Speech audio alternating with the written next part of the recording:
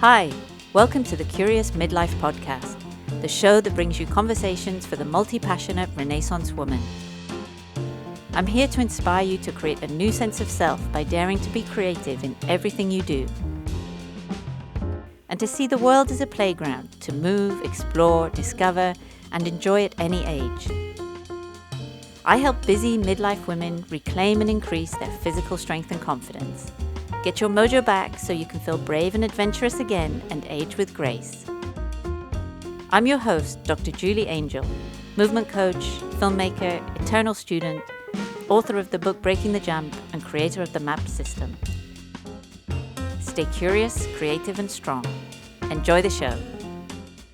Hello and welcome to this new episode. So today I have the wonderful Petra Fisher with us. So Petra, who are you? Where are you? What are you up to right now? Hi, Julie. It's lovely to be here. Thank you. Right now, I am in Toronto, Canada, on a sort of a pause. As you know, I travel full time.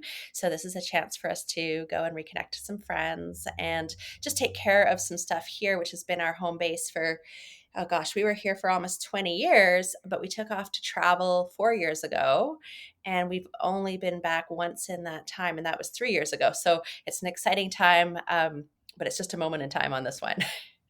Definitely. And we were just saying pre the recording how as amazing those visits are when you're used to that kind of nomadic, quieter social kind of scale of things, that it's different to jump back into that.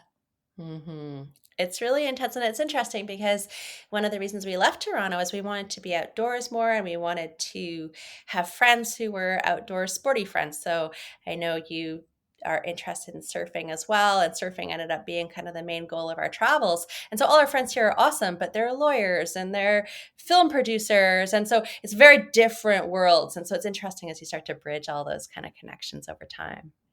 Definitely. So let's go back a little bit in time. And so I know you as you do a lot of cool outdoor movement stuff, and you're another like-minded soul who you're big on the barefoot movement. You're big on feet. You're big on outside and moving, but you weren't always. So you've been multi-passionate, which is Mm. something I'm a big advocate of. And because for me, just that label was very freeing when people say like, "Oh, hi, what do you do?"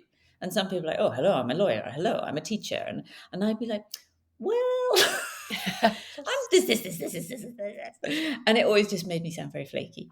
And and I don't believe I was flaky in any of my endeavors or continue to be. I just continue to be multi-passionate.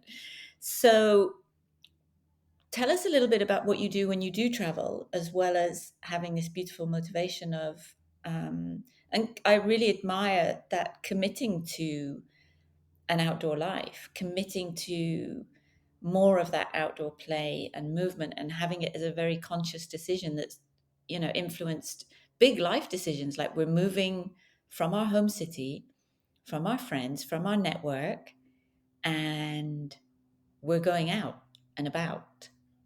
Yet Yeah. you're still, responsible adults, and you run a business and you do all that whilst finding and people talk, especially on social media, like create the life you love, create the life and business you love. And sometimes it just sounds like magical thinking, and then there are people who are actually like, you walk the talk, you're Mhm. doing it. So rewind, what led up to these life decisions of what you do and now what you share and how you live? For sure. So I'm going to make the older part pretty fast. I had no idea what I wanted to do or where I wanted to be. I knew I wanted to be outdoors, but I couldn't figure out how to do that in my 20s. And so I ended up in law school in Toronto, which is how we got stuck in Toronto because I went down a pretty corporate career and it broke me. It broke me physically. I hated it. So I sort of spent my 30s disengaging myself from that. And because I had all these body issues, I wasn't really able to do some of the physical things I wanted to do at that stage. So I couldn't do the CrossFit and the running and the even spinning wasn't really that great for me. So I wanted to be active and I couldn't be. So I ended up doing a lot of physiotherapy visits and all of that kind of stuff, which is how I discovered I really liked bodies more than I liked corporate work. And I transitioned during my time in Toronto into movement coaching. And I ended up in movement coaching mostly because I'd started to recognize how the movement piece of things affected my body more than necessarily the manual therapy. I wasn't getting the answers I needed from manual therapy, and I wasn't getting the answers I needed from traditional fitness. So I ended up in this sort of corrective exercise world. I started my work with Katie Bowman, who you may very well know of. And she's such an advocate for foot health. And I had tons of foot problems. So I had a long history of wearing stiletto heels as a lawyer, and I'd worn flip flops on the beach before that. So I did a number on my feet. I'm fairly hypermobile. So, my body was not happy. And for me, working on my feet was a really obvious path forward. It's still an ongoing journey for me because I definitely did damage to myself. But it's been amazing how changing my lifestyle and working on movement has helped them. And that's one of the reasons that I'm really passionate about feet, is because they're super high value. They affect everything, and most of us have really poor feet. And I love value when I'm teaching. I'm like, what are the heavy hitters? Feet are such an obvious heavy hitter that it really makes sense to focus on them, as well as my own background. So I taught movement in Toronto for a number of years, but we were still living in Toronto. And I knew, because again, Katie Bowman is sort of this combination of this approach of technical exercise, which helps you meet your body's less well-known needs to move in ways that are different than the ones that were given in gyms or traditional fitness, with her interest in the outdoors and natural movement, which also gives you some of that variety. So, learning deeply with her, it just made sense to want to spend more time outside. And one day I was talking to Chris, I was like, oh, I wish we could move to camping. That's where I would like to live. And we looked at each other and we were like, well, what if we could? What if we could actually do that? So we started looking at our finances and making a plan. And that's literally what we did. We packed everything up here. And about 4 years ago, we moved into a Toyota 4Runner with a tent. And we spent a couple of years traveling like that and gradually refined our tenting. And at that stage for me, I didn't even start surfing, because I was really interested in just living outdoors and living on the beach and movement. And surfing's, as you know, a very repetitive, shoulder internally rotated, rib thrusting kind of activity. And I was doing all this exercise to try to not damage my body. And I was like, well, why would I surf?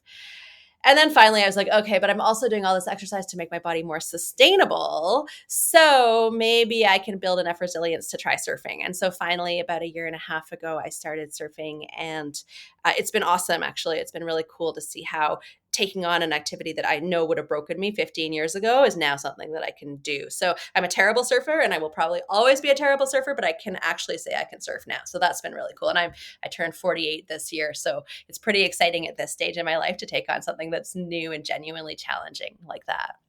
Oh, definitely. I'm a terrible surfer. Everyone's a terrible surfer. Here's the thing. Even people who are really good surfers will even say like, well, I don't even really surf anymore.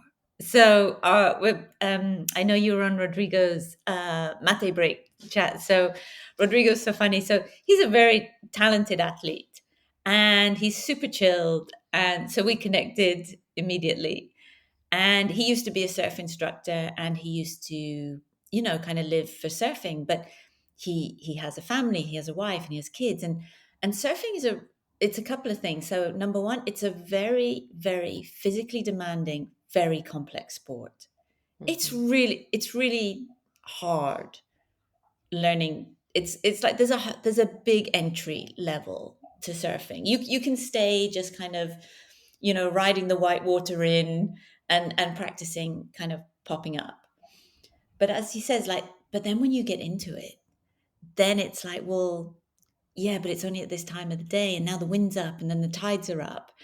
And when you're trying to manage the variables of nature versus the variables of, yeah, but the kids need to go to school. Yeah, did you do that thing yet? Or did you do this? Or did you that? Or, oh, I need to write these emails and I need to do that. Like, you miss the window of opportunity. And how you feel after surfing is such an intense flow state that I find it very hard to get anything else done. When I'm in a surf mindset rhythm, I know that anything that really has to get done that day has to happen before. So I really admire that you are surfing regularly. nomadic, and you're competent at running a business online. I think that's just, that in and of itself is just like phenomenal. Well, maybe it's because I'm not good enough a surfer to get into an all-day flow state. I feel like perhaps there's some room for me to improve to find that out. But I actually started working online because of traveling, because I was teaching all in person in Toronto. And I've discovered I really like it. I like being able to connect with people widely, and um, I enjoy I enjoy communicating. So my corporate background was as a lawyer, and then I went into public policy, and both those jobs have a lot to do with kind of taking complex information and making it a little bit more accessible. And I feel like, movement work, it's really weird to learn how to move better as an adult. Like as a human being, we're supposed to grow up in a hunter-gatherer environment and learn to move significantly everything well by the age of 10 or 12, and then you just consolidate as you go. So I think it's very artificial to take bodies that haven't moved a lot and start to take it back down to these ABCs and restore movement patterns that have been lost at this age. So I feel like there's a lot of complexity to it, which is very confusing for people. And so I really enjoy the challenge of trying to boil things down and make them more simple and more accessible in the face of really challenges. And like you said as well, everyone's crazy busy. So you only have so much time to devote to working on your health through movement. So there's a lot of like barriers. I really like breaking down those barriers. And so I find that, it really keeps me engaged, even if we're traveling or on the road. It's just such an exciting thing to get to do. Definitely. And I think, oh, it's Pat's just walking around in the background. Lie down, Pat. What are you going to do? You're going to drink water? You're going to lie down here? You're just going to come and stare at me? She's going to stare at Time me to and then lie down. stare. Yeah. That's awesome. Yeah, now he's going to lie down and see if he settles. Yeah, so a lot of the times when I'm talking to, Rodrigo or my good friend Jared Tavasolian, we created movement snacks together, and that term is used by, there is actually a Pilates lady who's trying to trademark it. She'll Much never get to, that. She'll never be able let's to. hoping. It's Yeah, not unique enough. You can't trademark exactly. something that's generic, and it's used by so many people. There's not a chance. Yes, That's my yes. lawyer. That's my old law school training and opinion. I love it. I love it. Well, if things do get further and we have to appeal it, then you would be part of that discussion. I'm like, we're bringing in we're legaling up now. We're bringing in the big guns. Like, Petra, what do we do? Put that hat back on. But yeah. So what? And you talk to friends or other kind of movers about, oh, like, what's your training right now, or how are you playing or moving around. And I always end up thinking, like, sometimes I just want to suggest to people, like, just spend more time on the floor messing around. Just mess around on the floor. Take your shoes off and just mess around on the floor and go outside. And I have clients who will say, they'll be going through my program and then they'll say, like, oh, I'm going camping next week. What should I do about my movement snacks? And I'm like, you don't need to do anything. You're going to be camping. And we're not talking RV camping. We're talking you're in a tent. I was like, you will be up and down, forgetting things, in and out of the tent. You will move your body in so many ways. You're going to feel amazing. You're going to sleep like a baby. Maybe not the first night, because like our brain's on high alert. Like I learned recently that dolphins have two brains, or they can split their brains so that half of it can sleep and not worry, and the other half's like, I gotcha. I'm on watch. So it's like, but the rest of us, the first night in a hotel or camping, it's like, fight or flight, stress, survival.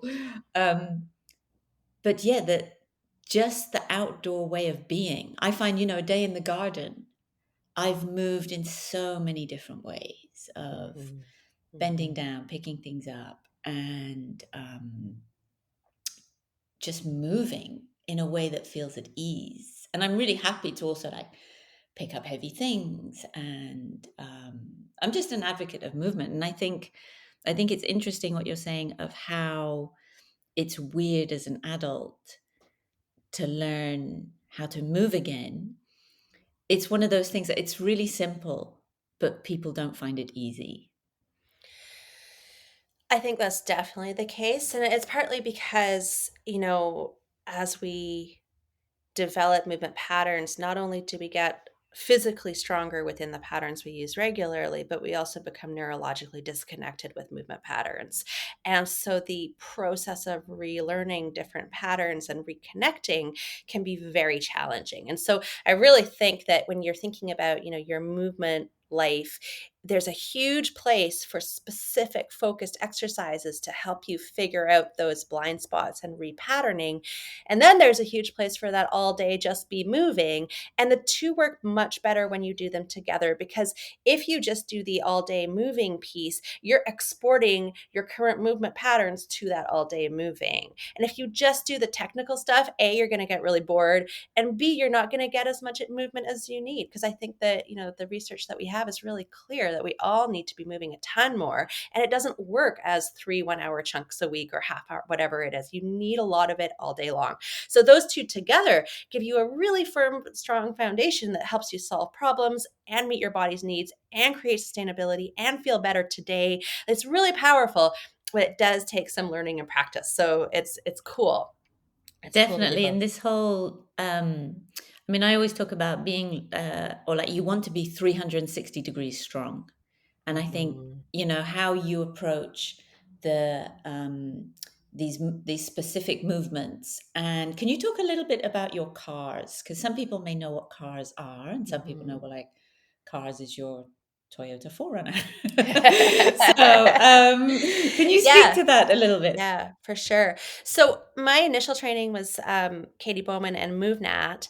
And then what actually happened was it started with our surfing, because my partner has dislocated his left shoulder 8 times. And Oh, once you dislocate your shoulder 8 times, you have a pretty unstable shoulder. So even with surgery, it's been something that's been a big concern with him with surfing.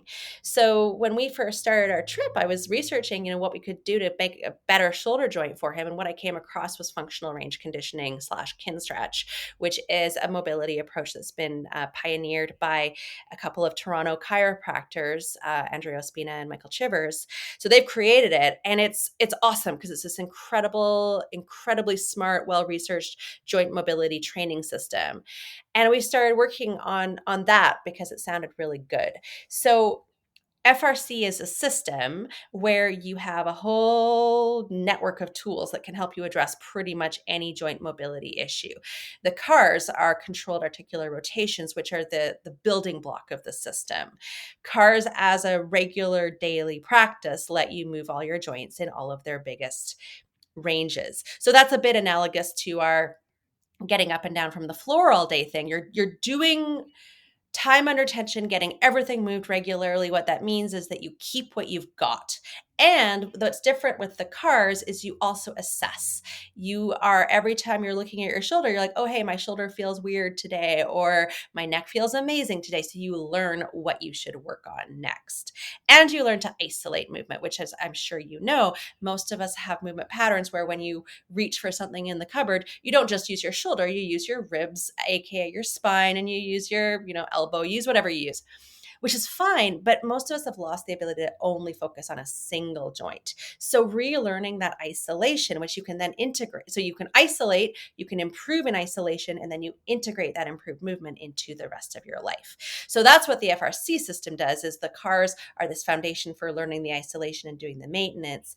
And then you can move on and you can do all kinds of different types of stretching and loading to improve your capacity at your joints, whether you need more range or whether you need more control. Both of those are available within the system. But no matter what they are, they're helped with the CARs. So the reason that I focus so much on CARs in my teaching is because I know people have limited attention span, and they're just like feet. They're super heavy hitters. If you're just doing CARs every day, you're going to be doing so much good for yourself, and you can do them in 10 minutes. Are they all CARs are? Not at all. CARs are such a window into work, but are they a great single tool? Absolutely. So that's why I really focus definitely. on them. Yeah. Rodrigo invited me to a 2 hour cars workshop in San Diego. I can't remember who it was that did it. And I have not been so sore after that 2 hour session in a very, very long time.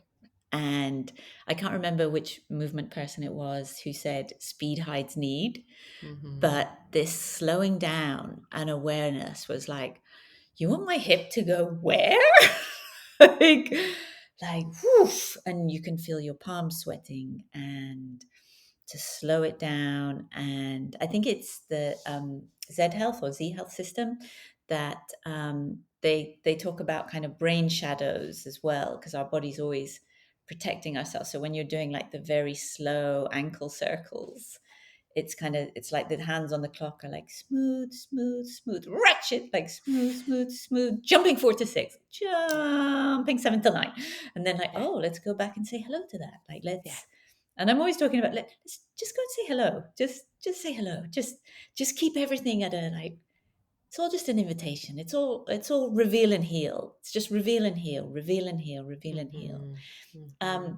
So more of the happy feet stuff, because this stuff's really good. So what are the most common things that people who come to you suffer from, that they don't realize your feet are really at the root of that problem?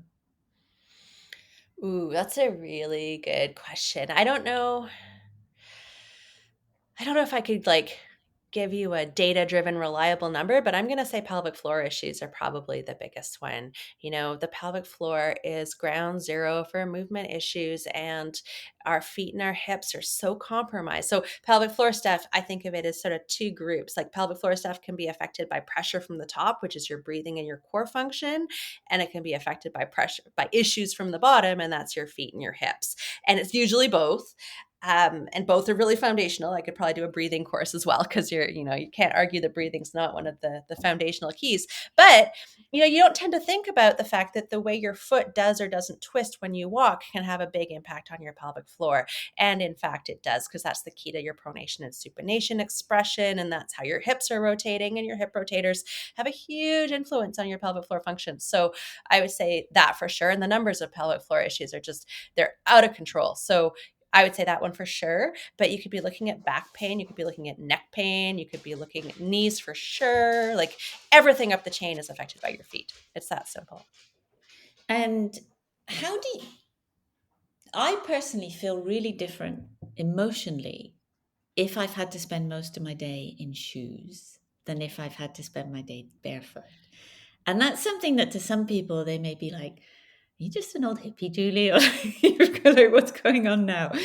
How is it for you? How do you feel in shoes? Oh, well, I don't like them.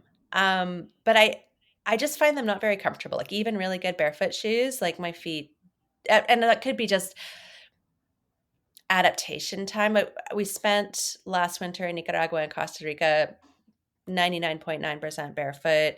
We spent the summer traveling mostly, but traveling was a very hot summer, as you may recall, so mostly barefoot. We were in Mexico the winter before that. So I've just been straight up barefoot a lot. And then putting my feet even into shoes that I've broken in, you notice it. There's rubbing and there's constriction and there's heat that you wouldn't normally have. So I don't enjoy going back into footwear, but the flip side is that I really value the protection that they give me. So I definitely have challenging feet, and I like hiking, and I like walking on sharp things. And I'm a big believer in listening to your body if you're exploring barefoot or minimal footwear. And my feet will often tell me that it's too much to be totally barefoot. And that's a time when I'm super grateful to have that protection. So yeah, I don't love it, but I see the value in it for sure. Definitely. I mean, I went with I was visiting Zion National Park with my good friends, the Ganjemi family, and we did Angel's Landing, one of the hikes. So, but we didn't know what it was going to. You don't know the terrain, so yeah, we all had our minimal kind of shoes on, and we hiked up, and then but we became barefoot all the way down, because we were like, well, now we know what it is. And what was alarming to me is at the top, where you have this, you're really high up. There was actually a lot of people, because we went very early in the morning. It was in July, it gets very, very hot, and people are traversing along. In Europe, it's called the Via Ferrata, where you have like the chains and the poles stuck in. And there were these people in these like giant snow boot type trainers. slipping like Bambi on the ice up there. And it was just like, oh my God, please take your shoes off. And ironically, it was that thing where people were looking at, they were like, oh my God, you guys are barefoot. And I was like, what a crazy world. And also I completely agree. I spent a year living kind of half an hour outside Austin in Texas, and the ground was just full of spiky shit. Like constant spiky shit. It's like I would love to have been barefoot, but it was just not a feasible endeavor. Sure. Just a Well, painful we one. started using shoes for a reason. And I think spiky stuff is exactly the biggest reason that we started as a species. But I couldn't agree with you more on the hiking thing. Like I've been hiking recently with other people in my family, and like they'll wear these giant hiking boots that must weigh 3 or 4 pounds, which already is not easy for your body to handle. And they'll trip over rocks, and it's not that you never hit anything in a smaller shoe or a barefoot, but the amount of extra stuff you have to maneuver when you've got a traditional hiking boot on is no joke. So there's probably a place for that kind of heavier protection if you happen to have to be a mountaineer on scree slopes with a heavily loaded backpack. And I know that we go slowly relative to a lot of hikers, and I think that reflects our footwear. But it just, I agree, it's crazy. And it's amazing how people will respond to seeing us in earth runners or bare feet on the trails, because I get so many like, you're hiking in flip-flops. I'm like, they're not flip-flops. I've never had that, but I can imagine that. Yeah, definitely. It's pretty And funny. I know when Rodrigo goes running in one of the spots nearby, that he'll have encounters where people will say like, "What, are you really going to run? Like with no shoes? Are you?" And he's like, "Yeah." And one guy even like followed him, like, "Oh, I don't believe you're actually going to run." He's like, "Well, I'm going to start Seriously. running now." So, and what I do locally here, one of the things I like living in the area that I'm living in is because they're kind of beach surf towns. There's an acceptance of just going into shops barefoot. You could go into the bank, you could go into the supermarket, and what I realized is if I was carrying flip flops or shoes, no one would question me. I didn't have to wear them; I just had to carry them. And that was like a social cue. And people would look at me like, "Oh, her shoe's broken." Like that would be their kind of story. And this is also me imagining what their story is, rather than, "Oh, you're homeless. Oh, you've just come from the beach." And ironically, the place where I've had the most damage done to my foot in terms of cuts and things like that is on the sand, because you can't see the spiky things that are hidden in the sand. So or you're coming out of the water after surfing, and like there's a shell or there's some reef or something, and like those cuts on the feet, like just general walking around the streets. And there used to be this thing I always remember, of like, "Oh, but what about all the glass and syringes?" I'm like, where are you living? Where? And of course, there are places where, but like my dog doesn't walk with shoes on. He doesn't get stuff cut in his feet every day. Like, I think only once. And again, that was on the beach. He was chasing a bird and he cut his paw on a shell, and he came into the house and there was blood. I had to actually put him in the car to contain The blood. the mess. Oh, He was like, no. he came in and then he went to the bedroom and then he walked on the sofa, and I was like, "No, oh my God." And it was just, anyway, so I was like, let's go to just sit him in the car. That's the only way to contain this little Disaster. beautiful monster that's bleeding Aw. everywhere. So yeah, I find that people are happy to not wear shoes on the beach, but that's actually where I get the most damage done to my feet. That's an Weirdly. interesting point. I mean, I spend like when I'm barefoot, I'm mostly barefoot on beaches. So that is where I've gotten spikers, but I've also tended to wear some sort of footwear outside of beaches. So I'm not 100% sure I can use that as good data. But having said that, in like the last 4 years, I've been, I don't know, 80% completely barefoot, and I've had zero like difficult injuries. I've had a really bad splinter once that was like hard to take out. And that's it. So it was funny on my Instagram today. Somebody was like, well, wearing barefoot shoes, aren't you worried about stepping on a nail? And I was like, well, no, really. Like it's a pretty low risk. And I think, our culture is really good at measuring and avoiding acute risks, things that are going to kill you, but that don't happen very often, such as stepping on a nail with tetanus on it. Like that could happen for sure. But what is much more likely to happen is that you're going to get painful bunions from your protective shoes, and then you're going to have to have bunion surgery and you're going to hobble around and have a walker at the age of 75. So, which risk do you really want to consider in your decision making? And they're both real. So, I don't want to say that it's not fair to consider the nail walking spiker as a concern, but I do think that we have a harder time thinking about these less dramatic but maybe more inevitable risks that we're all taking on with our footwear choices.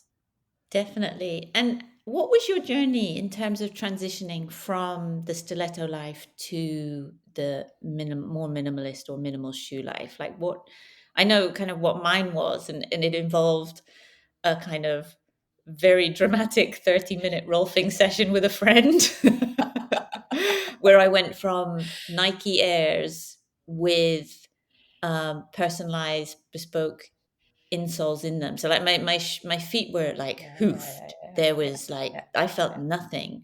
And then I was cycling down Ladbroke Grove in London, and I saw Aaron, who's a 6'7" bald guy from Devon, who you'd spot in a crowd. I was like, "Well, Aaron, what the hell are you doing here?" And he's like, "Oh mate, yeah, I'm like in London, like training to be a rolfer." I was like, "Well, hell, what's that?" And he was like, "Oh," and we sat in a park, and I was like, "Oh yeah, well my feet and my ankles are a mess." And he was like, "Oh, take your shoes off, let me have a look." And I swore at him, my palms sweated, and I walked away barefoot and pain free. And from that point, I had to rebuild my feet. So the analogy I always say to people is imagine if you went through life with like wearing big, like kitchen gloves. Do you think you'd have good hands? And everyone's like, well, no, that'd be stupid. I'm like, well, let's think about feet. So that was kind of my journey happened it had a very distinct tipping point, which was bumping into Aaron in London, and this body work that needed to happen. I couldn't have just like, okay, well, I went from wearing this shoe to this shoe to this shoe to this shoe. There needed to be this other intervention to expedite that process for me. So I'm curious, what was your process of the transition or the journey to having strong, happy feet? It's a really interesting question because I actually don't remember the first 6 months very well. Like, I think it went well in the first 6 months because I don't remember it. It started over the summer, and that's when I discovered Katie Bowman. And as soon as I found her, I was like, I need to change my entire life. I literally like quit my job a couple months later, and I signed up for my certification with her. Like, it was really fast. And I was fine transitioning that year until I went and I did my certification. So I actually went, so 6 months later, I was in Ventura, California certifying, and then flew from California down to Mexico for a vacation. And because I'm an over enthusiastic overachiever, I was like, great, we're in Mexico and we're going to clamber around on the beach rocks and it's going to be incredible. And I, having come from winter in Toronto, where I must have had some sort of boots on, I had not particularly strong feet, and I hadn't recognized that because I by then was thinking of myself as a barefooter. So I did something to my midfoot around the cuboid, like a sprain, and that sprain has literally never completely gone away since then. So I think um, I then had to regress a lot. I walked a lot less. I switched from the Vibrams, which I was wearing, so the 5 fingers, which I'd really liked, switched from them into ultra running with really thick soles. And I really had to back up and do a lot of footwork. And it's still sticking around as a problem. And I still haven't figured out what to do about it, except it doesn't really hurt anymore. Now it's turned into a cyst. So it's alarming to look at. And I'm sure it's not good, but it's also not really a problem. So I think that the big lesson for me from that is actually just that a foot transition is never a single journey. You don't go from a shod human to a barefoot human and expect that your feet are going to be fine. What your feet actually are going to do is evolve constantly in response to the movement environment that you're giving them. And if your movement environment happens to be a winter in Toronto in big minimal snow boots and hardwood floors, that doesn't mean the same thing as a winter in Mexico on the beach where you've adapted to different textures. So that if anybody's listening who wants some foot transition advice, is give yourself room to continually be transitioning and keep listening to your body and think about your context before you take on challenges. And you actually touched on something earlier that I thought was really smart when you went and hiked Angel's Landing. The barefoot part of your hike, it's a great idea to do that at the end, because by then you've got a sense of how your feet are doing. And if your feet feel great, then go for it. Don't do it at the beginning of your 6-hour hike, get exhausted feet, and then have to limp through the rest of your hike. So there's really a level of self-awareness that you have to build up in order to do this stuff in a really optimal way. And I think that can be a process to learn. Definitely. And I think this kind of, and a lot of people, yeah, I mean, like that, you did some like big ballsy moves there. Like, okay, I found this lady. This is inspiring. I want to change my life. I'm leaving my job and I'm doing this. This is, so I mean, something spoke to you very powerfully on multiple levels. And with any of these things, I always say to clients that, you didn't get into the situation you did overnight, and you're not going to get out of it overnight. Like, Yeah. these are journeys, and there's no I mean, is there a destination? Well, okay, I walk pain-free barefoot. So, okay, that could be a destination. But yes, as you say, the environment's changing. I'm changing.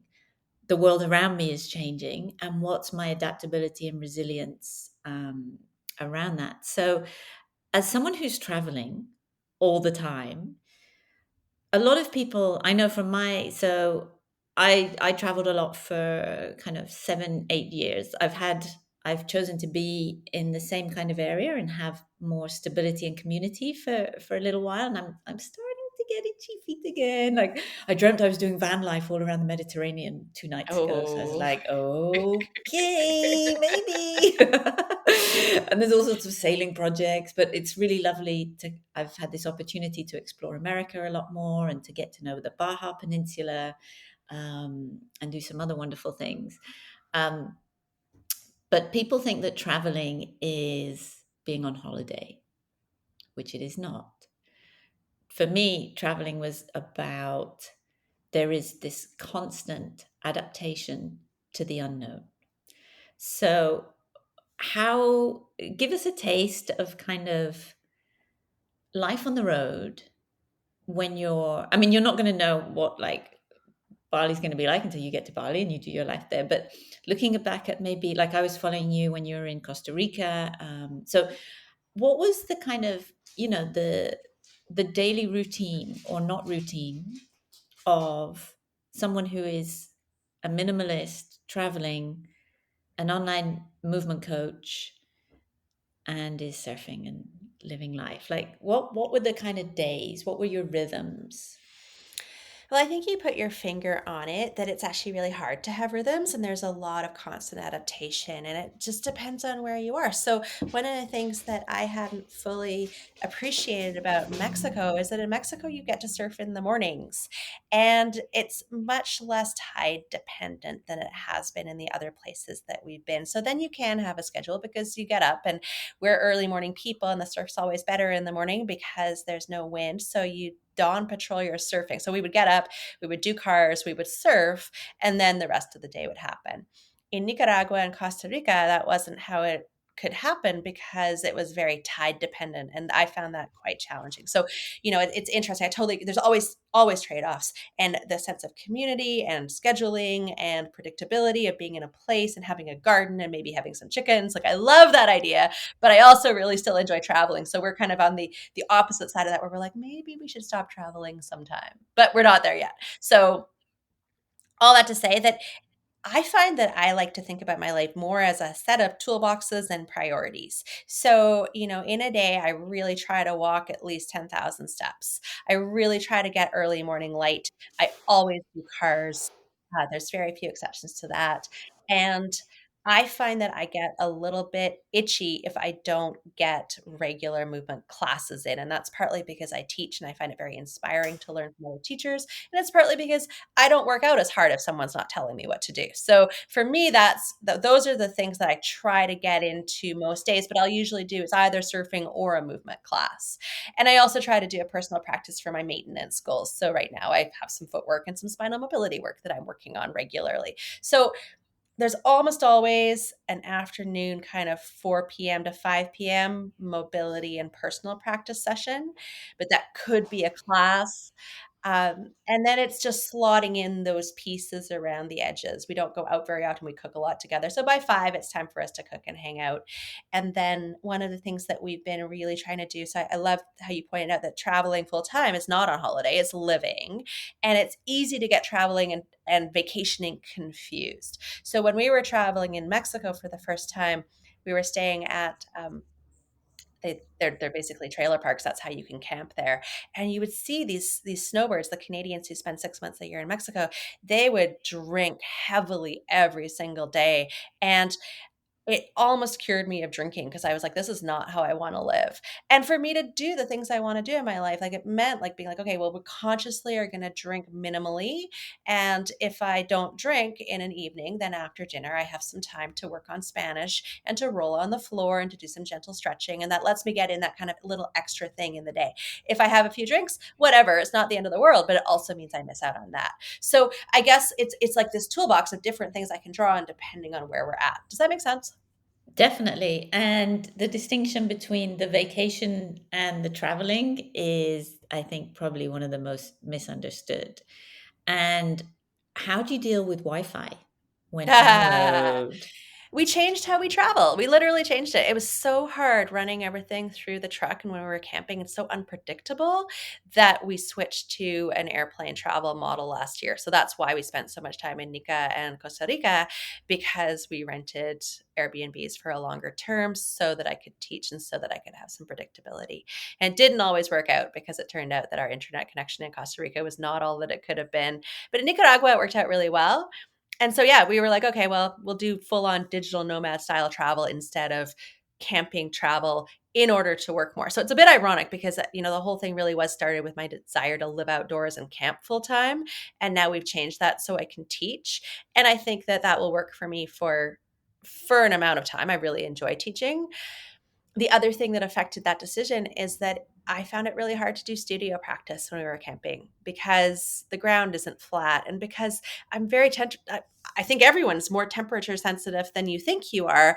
And it doesn't mean that I'm not okay in cool temperatures, but I'm not okay to stripping down and stretching slowly on the ground in cool temperatures. It's just not fun. So we were like, well, we'll get some houses, we'll live a movement-based lifestyle in an Airbnb, we'll be able to work more, we'll be able to do studio work more, and we'll still be outside a lot because of where we're living. But we both miss camping quite a lot, actually. I think we're going to have to revisit it. I get it. And it's been really interesting to see how some movement coaches and health coaches have really embraced the possibilities and the opportunities that the pandemic gave. I mean, it forced people's hands, like, well, your gym and your studio is not going to be open and inviting people in. So there is this online space. And so a lot of people took the advantages and the opportunities that not everyone had, but for people who did have them and could take them. And a lot of artists I know and business coaches I know had been living this nomadic kind of your life. You can design your life. You really can, and you can think beyond the and there's nothing, if it works for you and you feel you're thriving, don't try and fix something that's not broken. But if you're not thriving through the conventions of you graduate, you're employed, this is your house, and there's huge merits to that.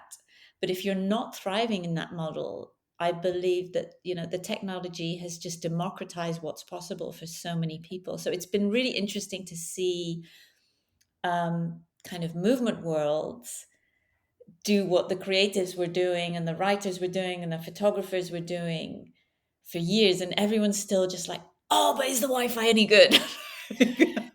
Like that can determine, are you having a good day, a bad day? It's taken 10 minutes to open the email, and then there's a storm. And now I remember when I was based in Thailand for like 3 months at a time, and it would be like I would be editing films and then trying to upload things, and I ended up just FedExing stuff on USB keys.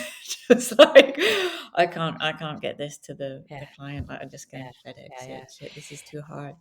It's a real And issue for sure. I think it's changing. Have you heard of Starlink?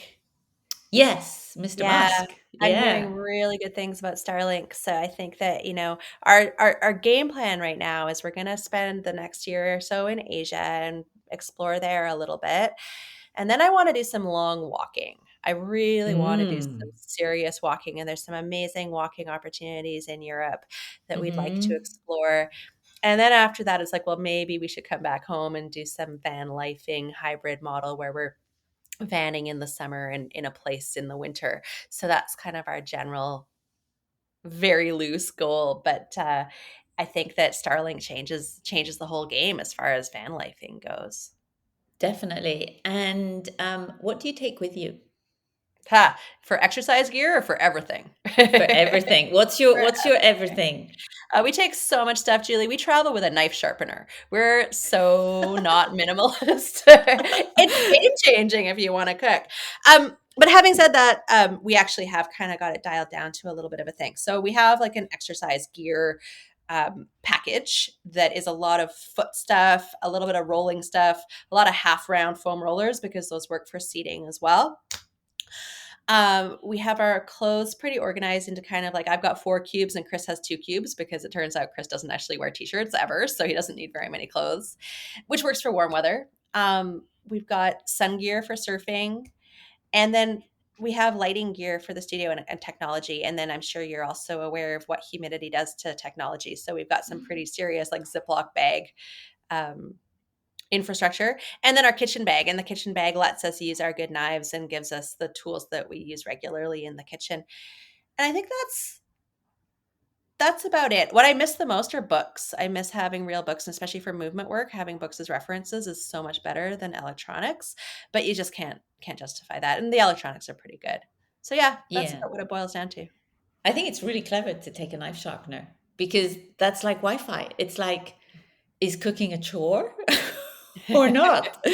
And the Yeah. frustration of trying to chop things with something that's not sharp is a frustration. And then it becomes like, okay, well, I'm gonna have to like go and buy something locally, and then you're just buying stuff and then getting rid of stuff, and Yeah. Yeah. all of those kind of things.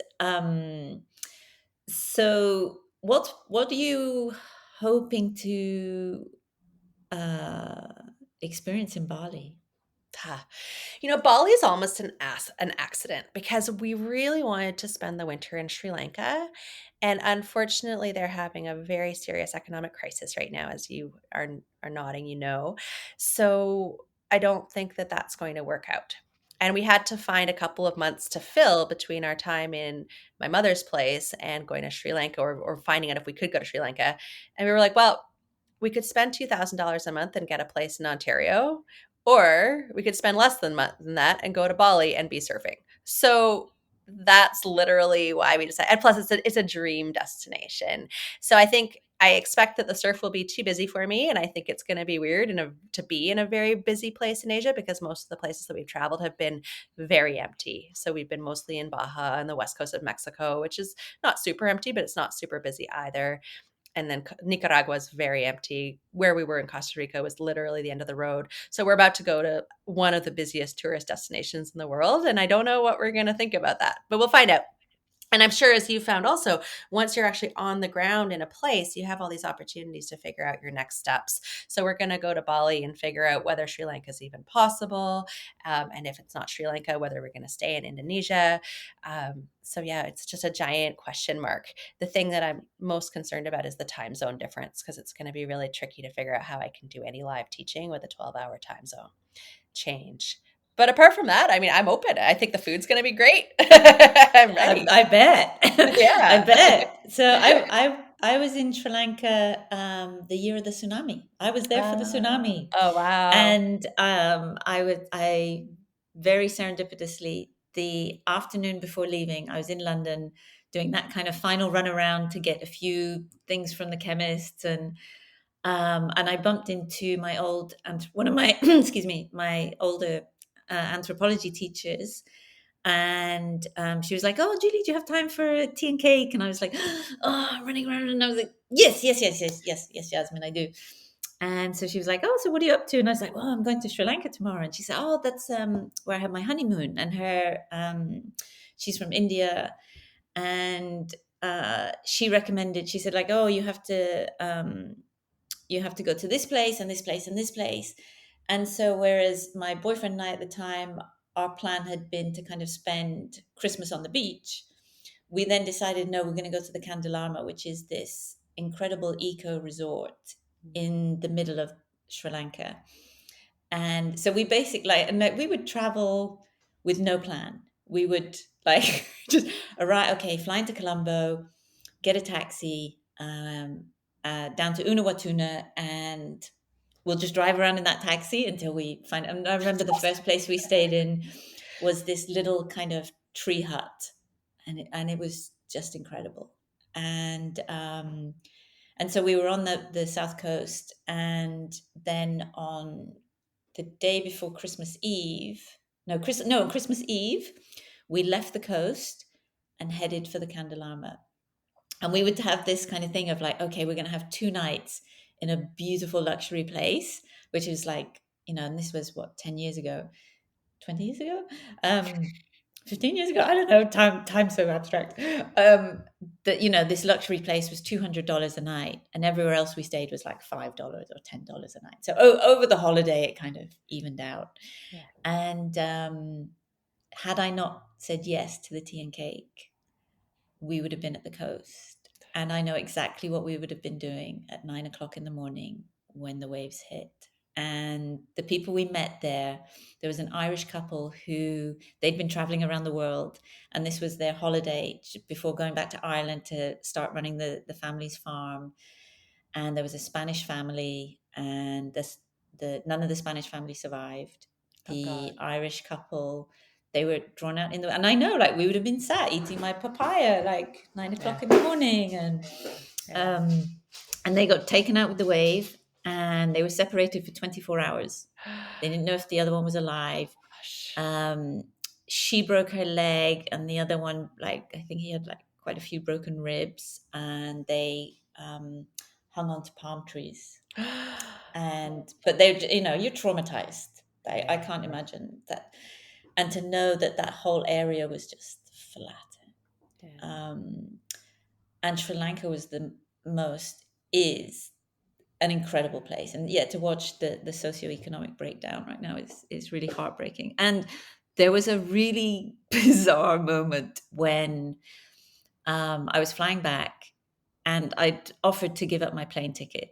I was completely flexible. If someone needed to get home and they needed my seat, and I phoned up and I said, I can give my ticket. And they said, no, we actually want to keep as many people on board with their routine. Otherwise, you just become another problem we have to solve. So I was like, okay.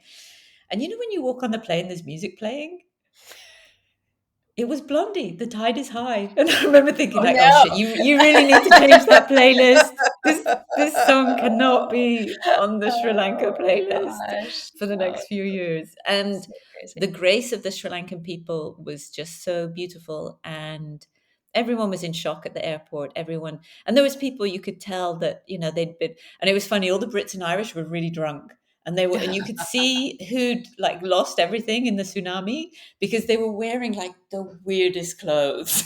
It was just like, here's clothes, put it on, you're being sent back home. And the Sri Lankans they just said, like, please come back, please tell people, like, if we lose tourism, we lose everything. Please come back. So when it is safe to go to Sri Lanka, it is phenomenal. It's Well, that's the completely conversation we've phenomenal. had is because if we're Yeah, bringing money into the economy and that's helpful, we are for sure going to go. But if we're competing for scarce propane and food supplies, then we're not that's helping. So another. if we can help when Yes. we're there, then we're completely in. And if it's not the right time, then we'll go there when we Yeah, can. it's always a balance when you travel, and that thing of, what is your impact on local economies? Mhm. I mean, the time I spent in Thailand, there would be a thing of like, okay, well, a tuk-tuk ride is this much, and then there would be some Americans who would like do these massive tips, thinking that they're helping, and then Thai friends would say like, you think it is, but it isn't, because it then creates disparities even between the local environment. So anyway, it's kind of complex, but I think you have to be wise to these things when you travel. And it's also that idea that, oh, if you're traveling and you're a nomad, then you're not really aware of what's going on in the world. And I think it's actually the opposite of that. I don't think it is that you're cut off from the world, that you're choosing to reject the world, that I feel it's really, you're making very conscious decisions rather than being in the autopilot of life. There Um, are a lot of worlds. There are a lot of worlds. And, it's very clear being back up here in Canada that the concerns of the people on the ground in Nicaragua and Costa Rica are kind of irrelevant because you're doing Canadian things in Canadian ways. And, one of the things that's really struck me as a movement teacher, without children. So, I don't like to weigh in on children's stuff too often, but the culture of raising children in North America is so restrained and families seem to be so isolated compared to these much more face-to-face integrated communal areas in Central and South and Mexico, Central America and Mexico, where kids run around all day and where families get together on the weekends as a large extent of families. There's an element of community and, you know, child rearing options that are very movement friendly, very community friendly that I don't see in North America. And, it's so easy wherever you are to get lenses into the world that assume that your assumptions are the ones that carry true for everybody. And of course, there's reasons for everybody's specific take on the world. But it's nice to be reminded that everyone's got a different perspective and that those different perspectives are there and that what's happening in Canada is not what's happening in Sri Lanka or in Bali or that it's awesome for that because it makes you realize how easy it is to just think that your own world is the only one that matters. And I like being reminded that that's not the case. Definitely. And I think, I mean, for me, especially, as an immigrant here in the States, that there's always this anthropological lens. I'm always Mhm. kind of going, oh, that's interesting. Like, oh, Mhm. that's really different. Mhm. And to view things in a curious way of difference through this kind of anthropological lens is, I feel, far healthier than to have this, well, different is wrong, I'm right, different is right or wrong, because there is no right or wrong, there's difference, and you can celebrate that difference, and you can be curious, and you can inquire, and then you can adapt and make decisions around that of like, well, what are you going to absorb or what are you not going to absorb? So, there are things here, like I find the use of like paper plates and plastic knives and forks and things in places, I'm just like, I'm not a child, I don't need safety things, like and also like, are you just throwing that stuff away afterwards? Like, and whether it's going for someone's, a dinner at someone's house or a Christmas dinner or something, and you know so much effort has been put into everything, but then because they don't want to wash up, there's a big like bin bag, and everyone just, and I'm like, you've just given me this like incredible steak that like cost hundreds, and you give it to me on a paper plate with plastic utensils because you don't want to wash up. Like, that's different. So That's interesting. So interesting. Yeah, it's interesting. like, okay. Yeah. And then you choose yourself what you do, so when yeah, I have to tell you, if you're a friend coming to visit me, you'll get a drink in a glass, and I will wash the glass afterwards. Like, Well, I that's appreciate your effort. that's and that's just how I roll. That's how, and Yeah, it's yeah, yeah, cultural, and yeah, all yeah. of those things. So how Well, much movement teaching do you do? Like when you're on the road, when you're set up, when you're somewhere. mhm. So almost all of my work is online now. So I have several online courses that I like to update as well. So there's a fair bit of kind of video production that I do because that's by far the easiest way for me to guarantee that I'm going to be in a place. I really like live teaching. So this last summer, we just did a live squatting workshop that was really fun. And we're going to do another one at the end of September. It won't be squatting, it's going to be a hips workshop. So that should be really good too. And I've got a membership coaching program. So that also has a live class once a month. So that's really good. And I'm doing some one-on-one work. So like a little bit scattered, but it has to be with people who are okay with the fact that my schedule is totally unpredictable. So we're just trying to find that right balance between the live stuff and the one-on-one stuff and then the other production. Because I mean, it's more fun and more educational for me as a teacher to teach live. But as a person, I very rarely actually even take live classes because they're hard to fit into your schedule. So, when we sell a live thing, I can usually expect only 20% of the people who bought it to show up live. They all watch the recording. So then it's like, well, okay, so how much of my time and effort should I put into teaching live when people are just watching the recordings anyway? So I think there will just always be an evolving balance of that. Plus, it takes a lot of time to show up on Instagram. Like it's an hour plus a day every time I make a post on Instagram. Super fun. It's a way to teach. People are definitely picking up some really cool stuff online. But it's funny because it also means that I'm not doing other things such as filming a new online course or whatever it happens to be. So it's always about that balance. And I think like anything, you just try to find your best place in that balance.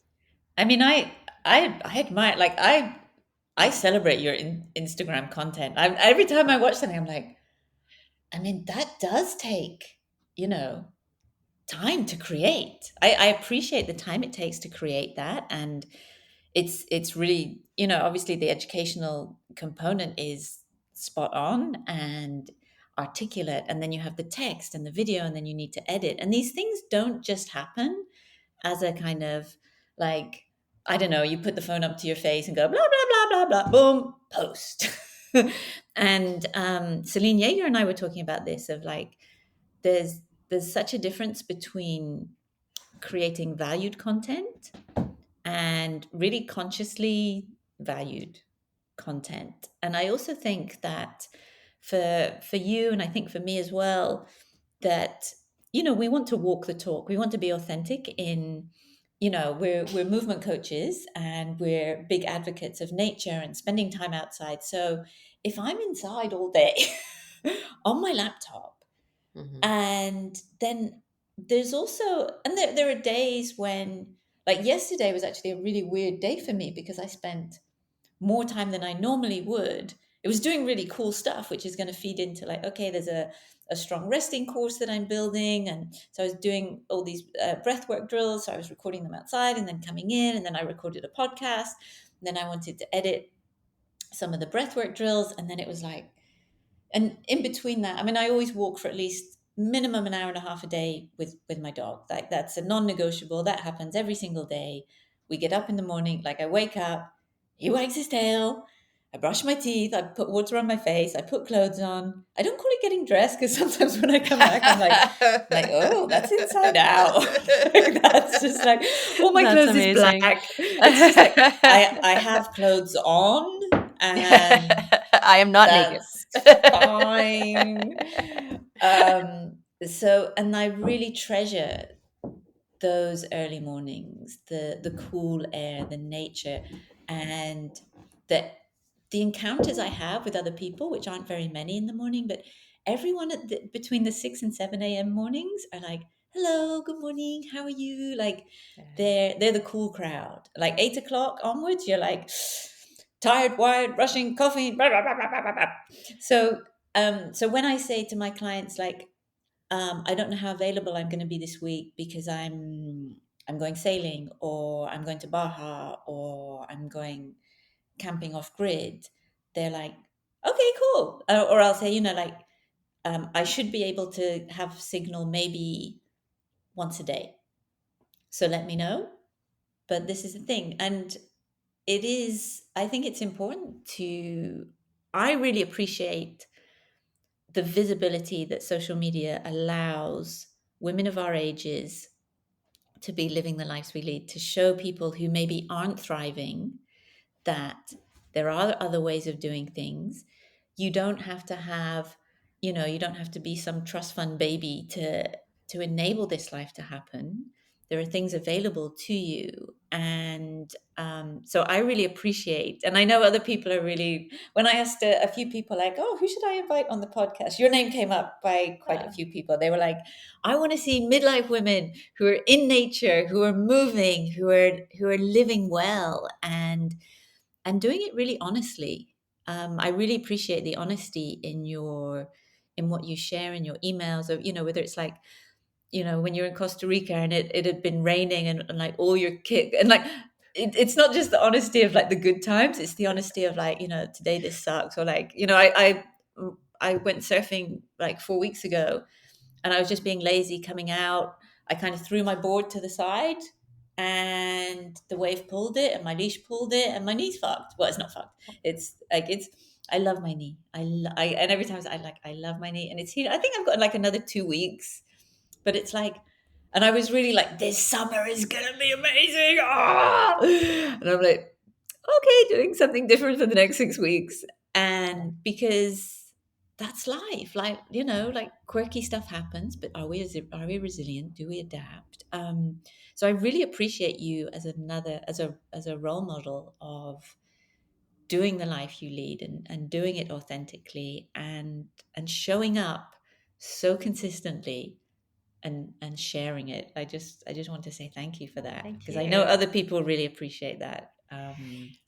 When I was, I've trained a lot with Katie Bowman, and gone out many times to train with her and with other teachers who trained with her. And one of the things she always does is takes everybody for a walk. And she's got a particularly nice beach where she is, with a lot of driftwood. And what's super interesting about those walks is when you're walking with a bunch of movement teachers in this school. I don't know if it's all movement teachers, but all of us are like, oh, well, let's go walk on the log, and let's go see if we can climb this log. And what about jumping over this? And it's incredibly encouraging, because you're suddenly in a social group where movement is being encouraged.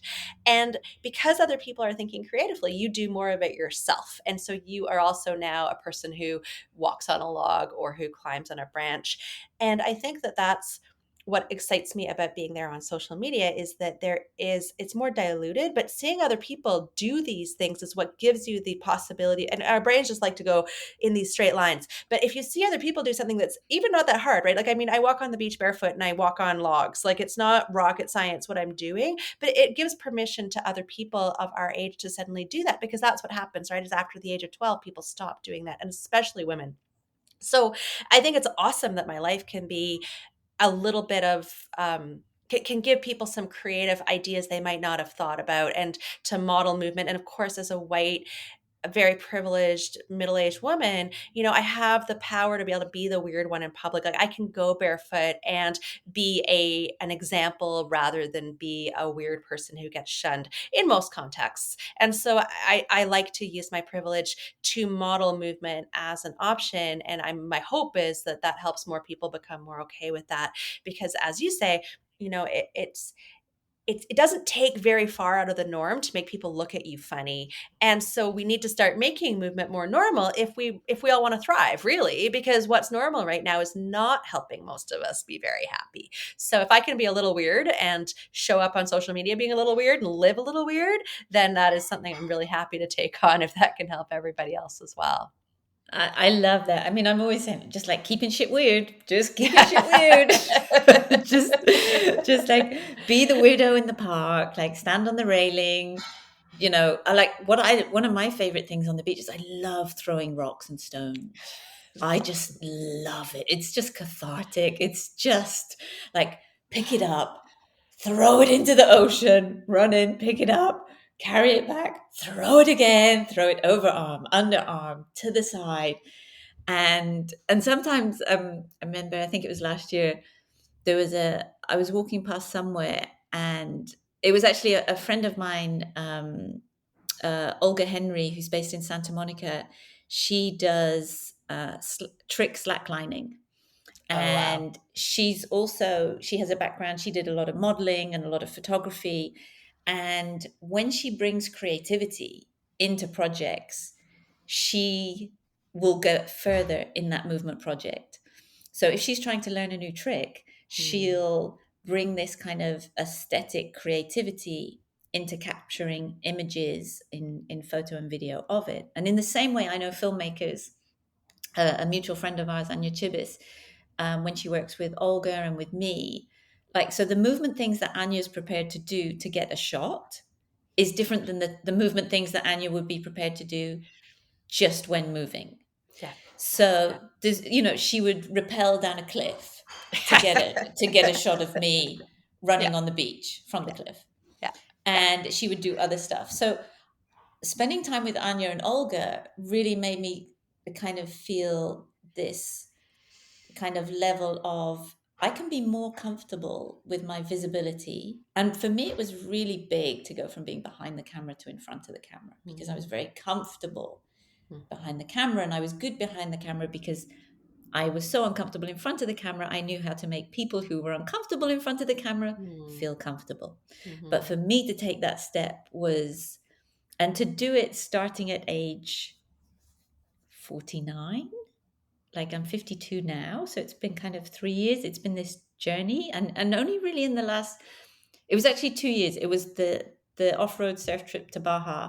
I had a mental, like, fuck it, get over yourself.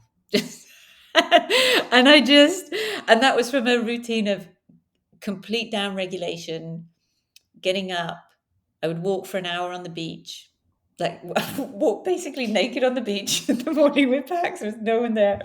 Come back to the camp. Jared and Milan would be there. We'd surf for like 2.5, 3 hours, eat, and the rest of the day was in the hammock, sleeping. End of the day, sometimes they would do a sunset session. I was generally too tired, or it would be too big for me at the end of the day. So to go in when it's big and I'm tired, I know is a very lethal cocktail of fear and just a potential mess. And there would be one bar of signal that you could get if you climbed on the top of Milan's truck and waved your hand in the air. So once a day, I would just go and climb up, wave my hand in the air, get one bar of signal, and then look at it and go like, world, same old shit. Yeah, okay, fine. Everything's fine. Like, basically, there was no emergency message from my mum. There were no emergencies from my clients. Back to the hammock.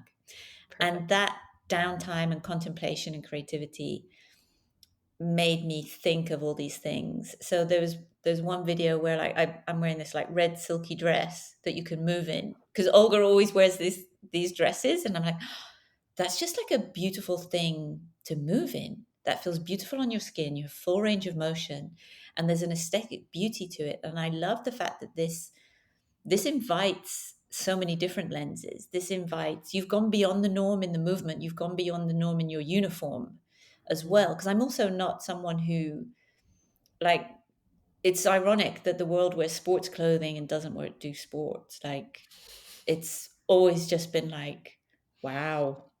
Oh, the obese and inactive are all about the sportswear, and they're really comfy clothes, and I'm all for comfort, which is great.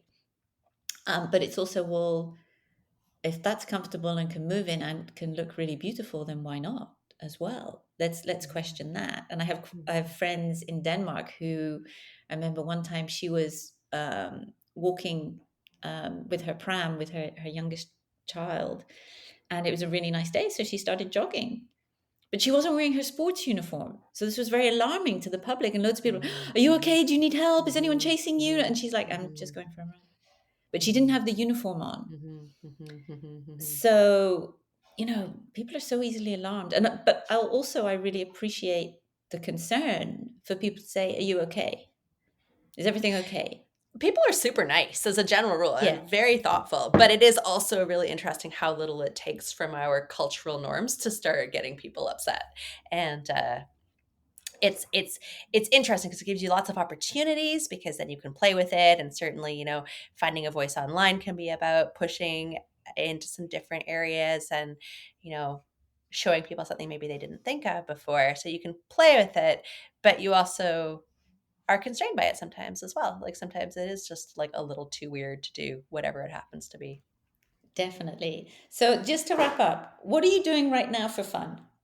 Oh my God, for fun. I'm seeing my friends. I am in Toronto, so I'm seeing friends that I haven't seen in many years.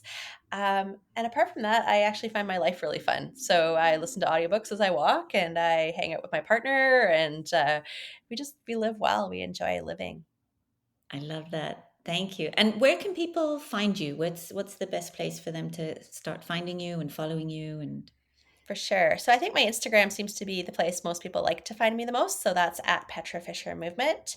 And if you want more in-depth stuff, my website is Petra Fisher Movement. So it's the same for both.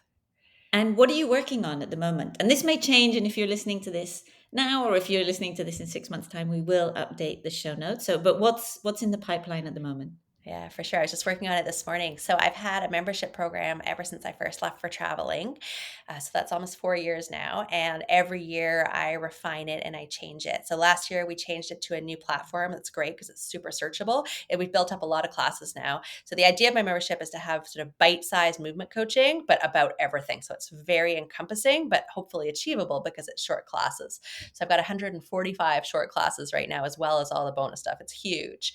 So what I'm trying to do now is to make it less overwhelming. So the people who come in when we open the doors in October are going to get a step-by-step program. So we're going to start with cars, of course, and then we're going to move on to how to transition to minimal footwear, and then we're going to move on to breathing and core foundations, and then we're going to move on. I think the next one is how to sit better in ways that are better for your body and how to deal with chairs and sitting better. So we're making it step by step. So I'm reorganizing it all so that if you're new and you just want things set out for you, you can do it in that step by step way. And if you're somebody like you who has a really strong movement background, you can just search for whatever you want. So that's my project. I'm organizing things.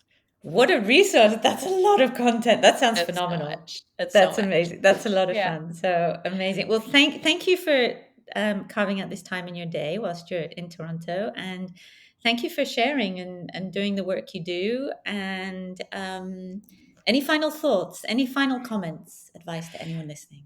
Well, we talked about feet at the very beginning, and one of the exciting projects I did work on this year was redoing my free foot program. So, if anybody wants to get started with movement and doesn't want to take on my giant membership program, I have a free foot course that's really been designed as an entry point into movement, and we filmed it in Costa Rica, so it's got beautiful cloud jungle backgrounds, and that's brand new, and you can pick that up via my Instagram or my website as well. And that's the one thing I would invite people to start with, because again, changing to a more natural approach to foot health is one of the most powerful changes I think anyone can make, no matter what your goals are. So yeah, I'd invite you to pick that up and enjoy it and get in touch with me if you have questions. Thank you so much. Happy feet, happy body, happy mind. Definitely. So true. Definitely. So thank you so much, Petra. Thank you, Julie. It's been a pleasure. Thank you for listening to the show. Remember to subscribe and leave a review and let me know what resonated, what you liked, what it brought up, what you're curious about, and what you would like to hear. You can go to julieangel.com and you will find a bunch of great free resources there. There is the free Movement course, your free Movement Snacks guide, and if you are interested in reclaiming and increasing your physical strength and confidence so you can get your mojo back, be brave, adventurous, and age with grace, then message me via social media. I'm on Facebook and Instagram, or through my website, or email me at drjulieangel@gmail.com. That's drjulieangel@gmail.com, and let's set up a call. And until the next time, enjoy, stay curious, and I'm glad you enjoyed the show.